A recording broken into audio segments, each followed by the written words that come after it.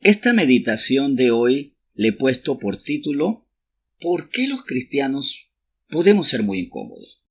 Porque resulta que durante toda la historia de la humanidad siempre ha existido el mal y sus planes para desvirtuar la voluntad de Dios. De hecho, en cuanto el hombre puso su pie en el jardín del Edén, recuerdan que todo comienza cuando es formado de la tierra Adán, el Señor infunde su aliento y él se pone en pie. Desde ese momento ya se comenzó a fraguar un plan de ataques. Luego ya está establecida esta pareja Adán y Eva, y ya con ellos juntos, ahí sí empezó el ataque de verdad.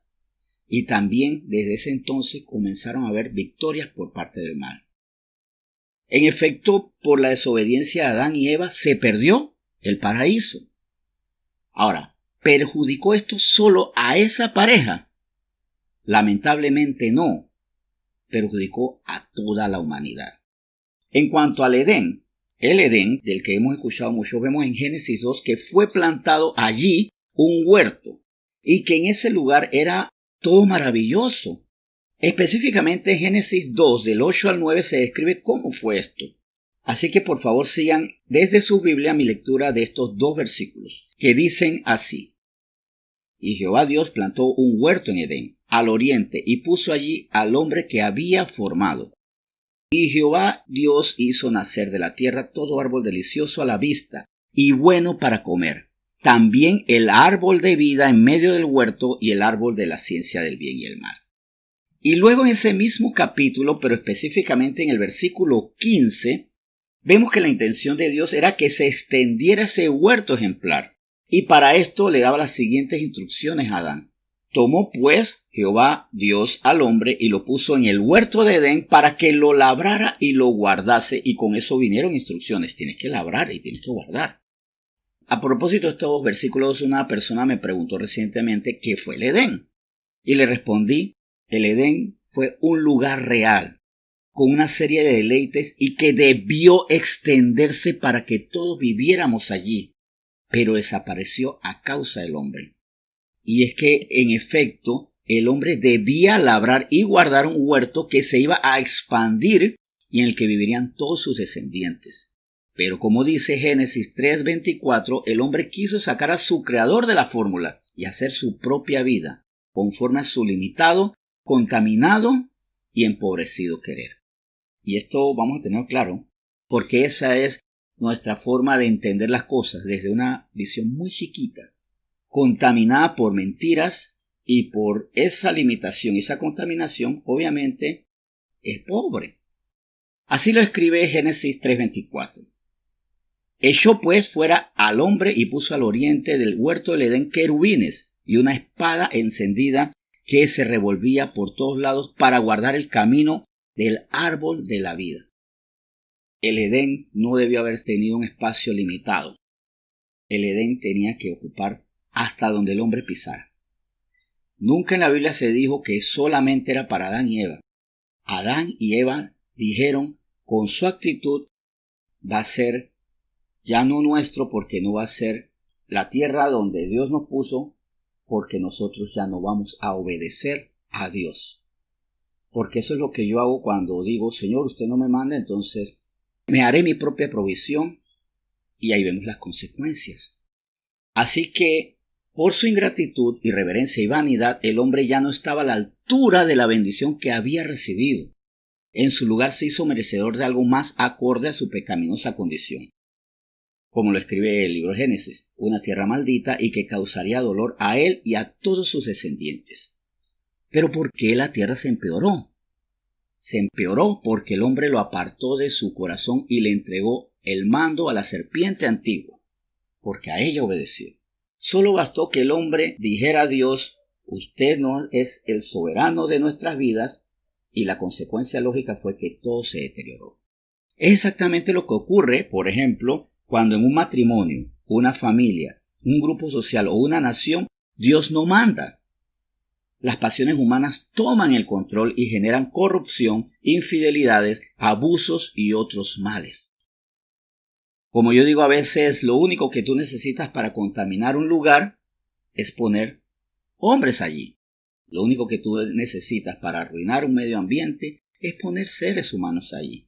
No es por los animales del bosque ni de las bestias marinas que se arruina el medio ambiente, por los hombres que están allí. Y lo único que tú necesitas para que una mansión esplendorosa sea un sitio de lágrimas, de dolor, de infidelidades, de violencia entre familiares, poner seres humanos allí. Es por eso que Dios, para preservar la esperanza de un entorno mejor, mantiene su presencia a través de cristianos íntegros, cristianos totales. Cristianos que no son light, que no son low sodium, como diríamos, que no son artificiales. Dios mantiene su presencia porque Él no se ha ido de la tierra, Él se mueve en toda la tierra, pero ha decidido manifestar su presencia a través de sus hijos, los cristianos. Pero cristianos que son completamente cristianos. De hecho, en la actualidad hay una confrontación multinacional contra cristianos. Los cristianos estamos siendo incómodos. ¿Por qué? Porque somos incómodos para los planes del mal. Nosotros somos la piedrita en el zapato de los planes del mal. Por ejemplo, y aquí no estoy haciendo fantasías, los activistas pro aborto acusan a los cristianos de entrometerse en su lucha, ya que dichos cristianos se manifiestan en las calles para defender la vida de los niños en los vientres paternos. Por eso es que en las manifestaciones suelen quemar iglesias, pintarlas, tratar de hacerle daño a sus feligreses. Los cristianos somos incómodos, porque cada vez que el mundo quiere legalizar las drogas, promover fiestas mundanas, legalizar los matrimonios homosexuales o las relaciones pedófilas, estamos opinando, ahí siempre opinando con nuestras Biblias en la mano. ¿Sí o no? Dicen, ya vienen esos cristianos con Biblia en mano, ya vienen los pandereteros, los yompi, los wiri, a andar metiéndose en asuntos que no les competen. Porque sí, siempre los cristianos ahí molestando, esos aburridos, reprimidos e intransigentes cristianos según el mundo. Pero el problema se va más allá. Los verdaderos cristianos no suelen tener una serie de debilidades, pasiones y miedos que hacen tambalear a los no cristianos, porque muchas veces, como tú haces que el enemigo no moleste, lo haces flaquear. Y vamos a ver cuál es el problema con los verdaderos cristianos y por qué no lo pueden hacer quebrar, por qué no flaquean.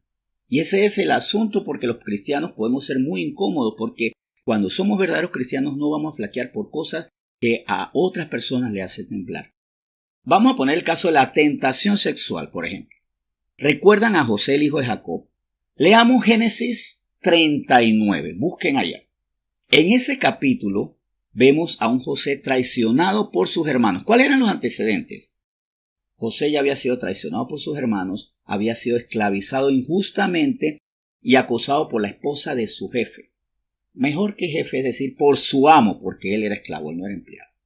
José no solamente podía ceder ante la posibilidad de una cama deleitosa, sino que podía usar sus propios infortunios, sus propias tragedias, sus propias desgracias para sentir que el mundo le debía algo y podía vengarse por medio de la relación con la esposa de su amo.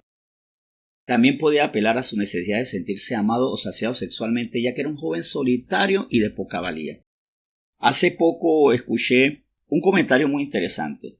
Decía un antiguo director del FBI que en su experiencia la mayoría de los delincuentes alegaban que el mundo les debía a ellos, porque por su mala vida, por su miseria, por toda la violencia que habían sufrido, ellos estaban cobrándole al mundo. Ellos tenían derecho de hacer mal porque el mundo tenía una deuda con ellos. José podía hacerlo. Pero en Génesis 39:9 vemos su respuesta. Repito, Génesis 39:9. Dice así: no hay otro mayor que yo en esta casa, y ninguna cosa me ha reservado sino a ti, por cuanto tú eres su mujer. ¿Cómo pues haría yo este grande mal y pecaría contra Dios?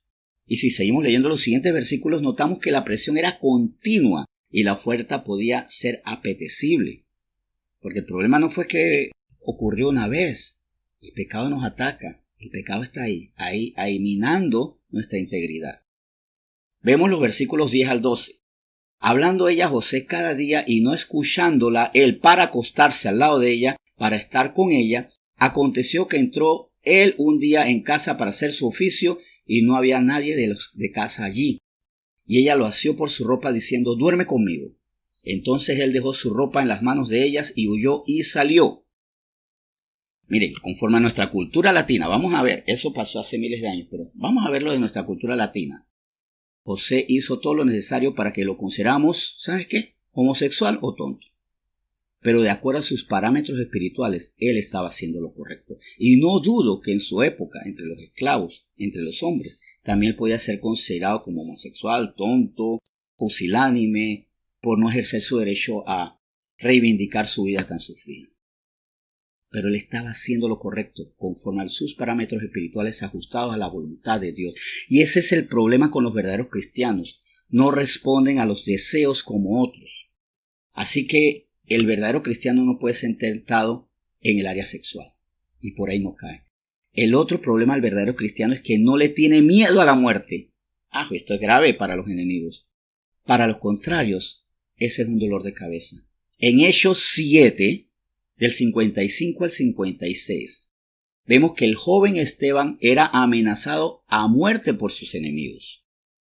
Mientras que hacía él, proclamaba el Evangelio de Cristo.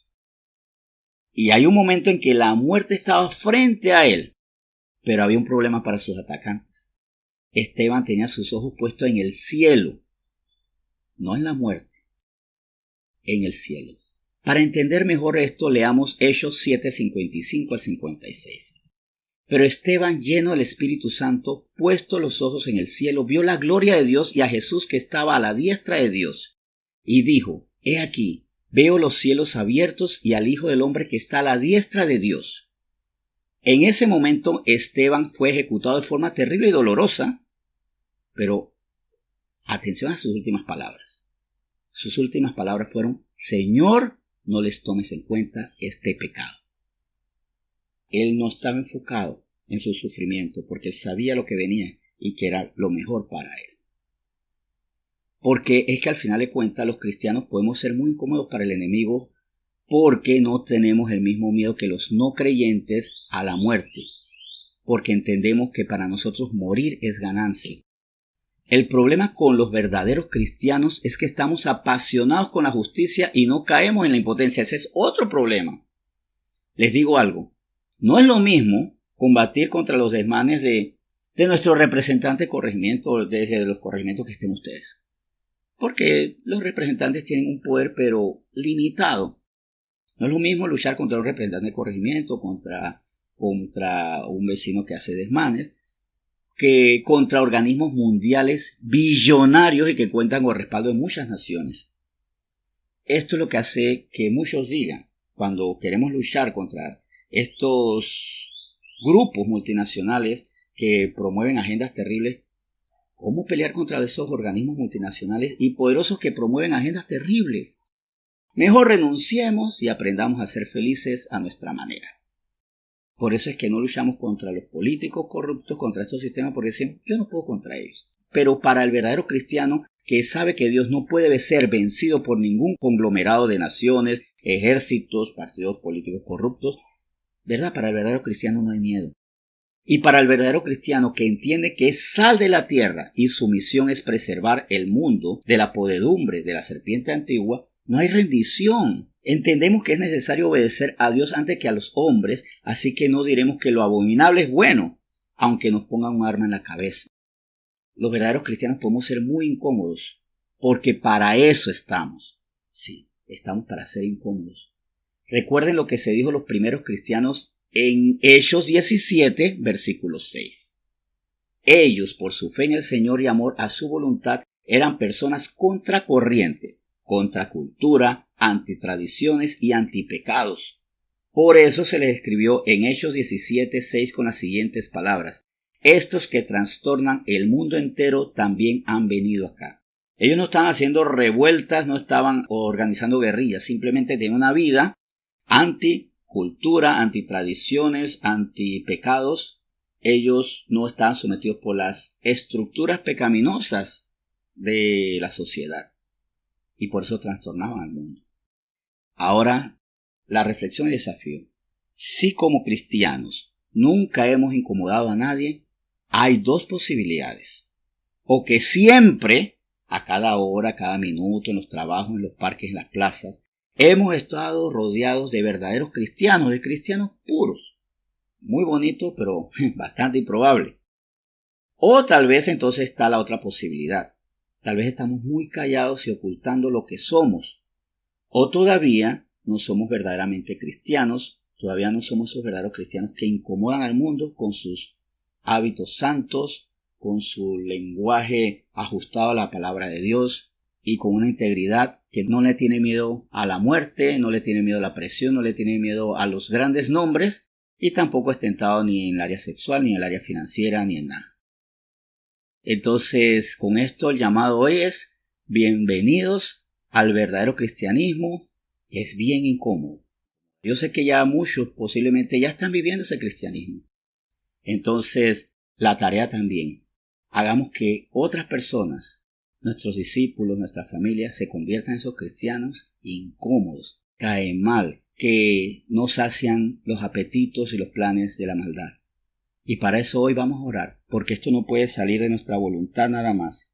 Tiene que ser algo respaldado por el Espíritu Santo, que con el amor echa fuera todo temor y nos hace fuerte ante toda tentación. Vamos a orar. Señor, muchas gracias por este tema. Muchas gracias por lo que tú estás formando en nosotros. Gracias, Señor, porque tú tienes todavía mucho que hacer. Y aquí nosotros decimos: te necesitamos.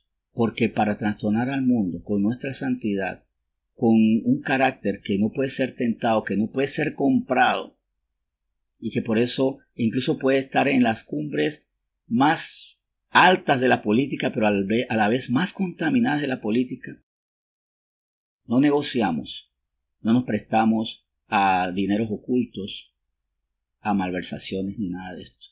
Que podemos estar en el medio más pecaminoso, donde el deseo sexual se sacia de muchas maneras, todas incorrectas, y nosotros nos mantenemos íntegros. Los que no le vamos a tener miedo a la muerte, aunque nos amenace, nosotros seguiremos firmes, siendo sal de la tierra, preservando al mundo de su propia corrupción. Que la corrupción, esta toxicidad que viene de demonios para dañar, para dar muerte, no sea lo que predomine, porque somos sal de la tierra y preservamos. Sacamos a muchos de esa corrupción. Señor, gracias por este tema tan especial, pero nuevamente te decimos: danos el valor, porque vendrán tiempos donde seremos desafiados. Nos van a querer tentar con dinero, en el área sexual, en la popularidad, en el poder, o nos van a amenazar y nos van a decir: tú no sabes con quién te estás metiendo.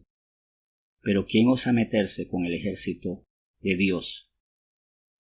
Para nosotros no hay Goliat, porque somos de Dios, y ¿quién puede osar luchar contra Dios?